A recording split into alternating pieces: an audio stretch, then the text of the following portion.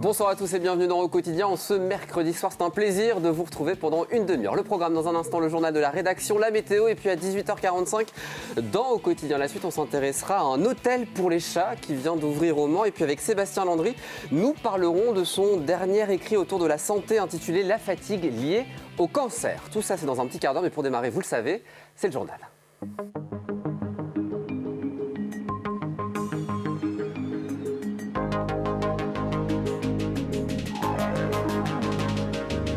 Journal présenté ce soir par Anthony Piton. Bonsoir Anthony. Bonsoir Aurélien, bonsoir à tous. Au sommaire, excentré mais pas oublié. Un nouveau centre de vaccination a ouvert à l'hôpital de Saint-Calais pour effectuer les injections. Ce sont les sapeurs-pompiers qui sont mis à contribution de l'artisanat d'art avec la mise en commun de 3 savoir-faire différents pour l'élaboration d'un produit 100% sartois. Vous le verrez tout à l'heure dans cette édition. Et puis notre invité Ludovicus, le directeur de l'ADAPI de la Sarthe. On fera le point avec lui sur le conflit social qui couve depuis décembre dans cette structure qui compte 1100 salariés. Et on commence ce journal avec l'épidémie de Covid qui s'accélère en Sarthe. Dans son dernier bulletin, l'Agence régionale de santé Pays de la Loire fait état de 14 décès supplémentaires dans les hôpitaux du département. Le nombre d'hospitalisations est en hausse avec 270 patients actuellement pris en charge, dont 13 dans les services de réanimation.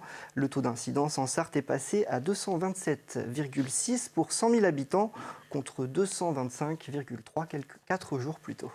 Et la mission vaccination, quant à elle, se poursuit. Le canton de Saint-Calais a obtenu son propre centre de vaccination contre le Covid-19. Il a ouvert ce mardi au sein d'un local du centre hospitalier. Ce sont les sapeurs-pompiers qui ont été réquisitionnés pour injecter la première dose des patients inscrits. Un reportage de Margot Bianco. Il ne reste que très peu de créneaux. À raison de 300 doses, ce centre de vaccination sera ouvert durant 3 semaines. Une offre supplémentaire sur le territoire qui rend plus homogène l'accessibilité aux vaccins. Pour moi, c'est le centre le plus proche, oui. Mais puis bon, moi, je suis contente de me faire vacciner comme ça rapidement, quoi. Étant diabétique. J'en connais quelques-uns qui ont fait pas mal de kilomètres pour se faire vacciner. Et puis en fin de compte, il y avait un centre à côté, quoi. Ils ne savaient pas au départ. Et ça, croyez-moi que c'est une bonne chose d'être vraiment à proximité. C'est ça, le principal, c'est d'avoir la proximité à un centre de vaccination pour servir beaucoup de personnes. Surtout pour les personnes âgées qui ne peuvent pas se déplacer. Des propos appuyés par le maire de Saint-Calais. L'axe vers Le Mans est assez compliqué, avec beaucoup de véhicules poids lourds qui passent, donc c'est très important géographiquement qu'il y ait un centre sur Saint-Calais, pour tout le secteur, disons. À Saint-Calais, on en a bénéficié plus facilement parce qu'il y a le centre hospitalier qui nous a mis les moyens à disposition. Si les locaux sont mis à disposition par l'hôpital de Saint-Calais, ce n'est pas son personnel qui vaccine les patients. Faute de bras et de temps submergés par la crise sanitaire. Si leur emploi du temps est bien rempli aussi, les pompiers sont réquisitionnés. Donc le SDIS s'est mobilisé, parce que monsieur le président du département est aussi président du SDIS, donc il a fait un appel au SDIS pour que les pompiers puissent nous dépanner. C'est pas non plus ça va pas durer, parce qu'on va demander aussi aux médecins généralistes ainsi que les infirmières libérales d'être avec nous pour laisser la place aux professionnels de santé du territoire. Le centre de vaccination de Saint-Calais attend les consignes de l'Agence régionale de santé de la Sarthe pour communiquer les dates des deuxièmes injections une fois les nouvelles doses reçues. Toujours au sujet de la vaccination, attention aux arnaques qui se multiplient. C'est la commune de La Ferté-Bernard qui lance l'alerte. Des démarchages téléphoniques sont en cours pour proposer aux habitants des vaccinations à domicile contre le Covid-19. Une démarche qui, selon la municipalité, n'a qu'un seul et unique objectif, s'introduire chez les personnes. Face à un tel appel, il ne faut surtout pas donner suite. Il est l'heure d'accueillir l'invité de ce journal. Ce soir, c'est Ludovic Hus, le président de l'ADAPI de la Sarthe. Bonsoir Ludovic Hus, directeur de l'ADAPI de la Sarthe. Merci d'avoir accepté notre invitation.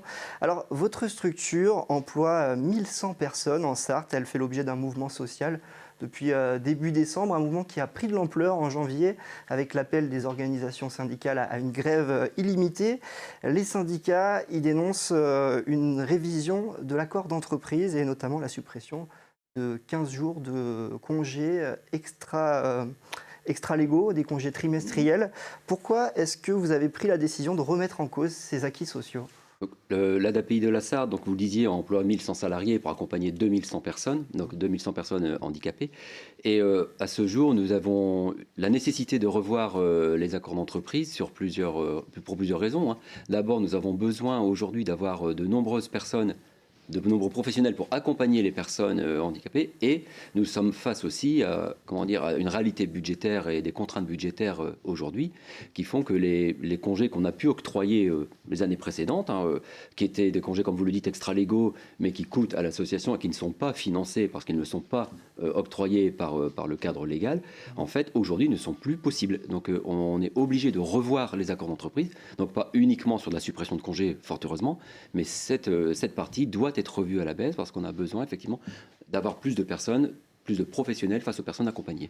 Plus d'argent pour embaucher, c'est ça ? Ça ne suffit pas ce que vous donne le conseil départemental ?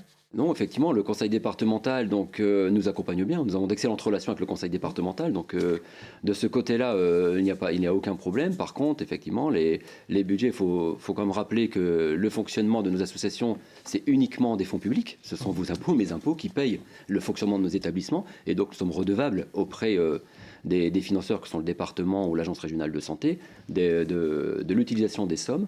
Et donc, aujourd'hui, nous avons des sommes qui permettent d'embaucher les salariés et le nombre de salariés prévus. Mais du coup, de fait, quand on octroie des congés supplémentaires qui équivalent à 43 salariés qui sont au quotidien en congé pour l'ensemble de l'association, c'est 43 salariés qui ne sont pas auprès des personnes accompagnées. Et aujourd'hui, on ne peut plus se le permettre. Comment avance la concertation avec les syndicats ? C'est au point mort actuellement ? C'est au point mort, c'est complètement au point mort. Donc habituellement, la façon dont fonctionne une concertation, nous préparons un projet d'accord qui est soumis aux représentants des salariés qui, sur la base de la proposition, rentrent en discussion, en négociation. Donc on n'est pas forcément d'accord sur le projet dès le départ. Forcément, il y a des discussions, des négociations, et on essaye ensemble de trouver un accord.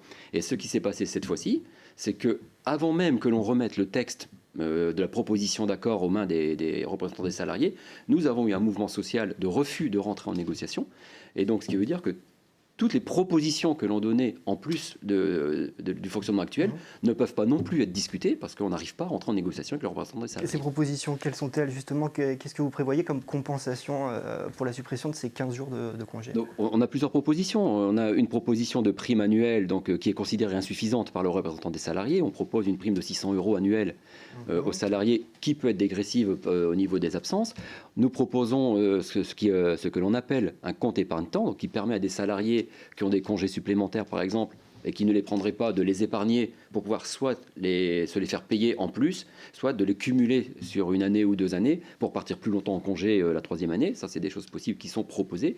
On propose également le don de congé qui est prévu par la loi aujourd'hui entre salariés, avec un don de l'association aux salariés de congés qui auraient besoin de congés pour s'occuper d'un proche malade. Donc voilà, il y a des choses comme ça dans l'accord, donc plus d'autres encore, mais qui sont négociables, qui sont discutables, mais que nous ne pouvons malheureusement pas discuter aujourd'hui. Qu'est-ce qui va se passer si vous ne trouvez pas d'accord avec les représentants du personnel ? Ce qui risque de se passer, si on ne trouve pas d'accord, c'est qu'il n'y ait pas d'entrée en négociation et du coup qu'il y ait ce qu'on appelle une dénonciation d'accord. Donc il y a quelque chose qui m'a été demandé par les salariés, les représentants des salariés, et que j'ai refusé à ce jour, parce que dénoncer un accord, ça veut dire que quelque part, le risque, c'est que si au final on ne trouve pas un accord entre les représentants des salariés et les représentants de la direction de l'association au bout d'une année, il n'y a plus du tout d'accord et on retombe en fait à un socle minimal, ce qui serait vraiment pas quelque chose que je recherche, ni moi, ni les salariés, et qui n'irait pas au bien-être des personnes qu'on accompagne non plus. Rapidement, il nous reste 30 secondes. Quelles conséquences aujourd'hui pour ce mouvement de grève dans le cadre de votre structure ? Donc la conséquence, c'est une désorganisation au quotidien de l'accompagnement et une obligation pour nous de recourir à des réquisitions. Donc on leur fait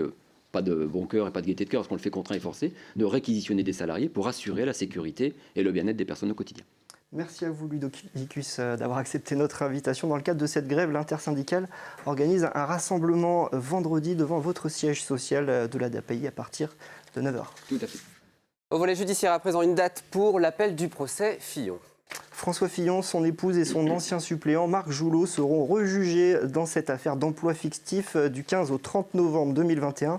L'ancien Premier ministre et maire de Sablé-sur-Sarthe avait été condamné en première instance à 5 ans d'emprisonnement, dont 2 fermes et 375 000 € d'amende et 10 ans d'inéligibilité dans l'affaire de ces emplois fictifs soupçonnés. Allez, à présent, on va parler d'une création 100% made in Sarthe et 100% féminine. Féminine et sartoise, puisque les créatrices ont présenté leurs produits cette semaine au siège de la société Gravor au Mans, le fruit d'une collaboration de plus de 3 ans. Reportage d'Hélène Galliana. De la paille de seigle, du verre et du métal, voilà la création 100% sartoise présentée ce lundi. 3 femmes, 3 savoir-faire associés pour créer un guéridon tout en finesse. Depuis 3 ans, on se dit toujours qu'est-ce qu'on peut faire ensemble. Bien, on a trouvé que Clémence brode de la paille de seigle avec du fil d'or et Caroline, elle est dans la fonte et dans la serrurerie de fonderie. Donc nous avons créé ensemble notre synergie avec des produits finis qui peuvent plaire à tout le monde. Vraiment, Made in Sarthe est fait main. Une technique de travail qui a rapidement trouvé son public lors de ses présentations. Sur les salons pro et publics, les gens voulaient acheter les échantillons. Donc nous, on ne vend pas les échantillons, mais il était temps de faire un produit fini. Et donc est née l'idée du guéridon ou d'une table pour avoir vraiment un produit à vendre en direct aux clients. Et la gamme pourrait même s'étoffer puisque les idées ne manquent pas. On va peut-être travailler ensemble justement sur des luminaires. De mon côté, j'ai créé avec Valentin Puelvez, mon collègue, une collection de luminaires. Donc ça fait 2 ans qu'on travaille sur ce projet et ce projet, c'est vraiment mettre en avant des partenaires locaux et travailler avec des artisans locaux. Et donc du coup avec Clémence et avec Isabelle, c'est vraiment ce qu'on pourrait faire aussi sur ce produit-là. Les guéridons peuvent être réalisés sur commande, mais il faut compter quelques semaines avant de le recevoir, puisqu'il est entièrement réalisé à la main. En sport, mauvaise nouvelle pour les patineurs. Les 24 heures rollers sont reportés à 2022. Les organisateurs de l'événement font savoir que les conditions sanitaires ne permettent pas de les organiser dans de bonnes conditions. Des discussions sont d'ores et déjà en cours avec l'ACO pour trouver la date de cette 20e édition en 2022. Il s'agit de la 3e annulation consécutive de cette épreuve d'endurance d'amateurs de roller sur le circuit Bugatti. En 2019, c'était à cause de la canicule et en 2020 en raison du confinement.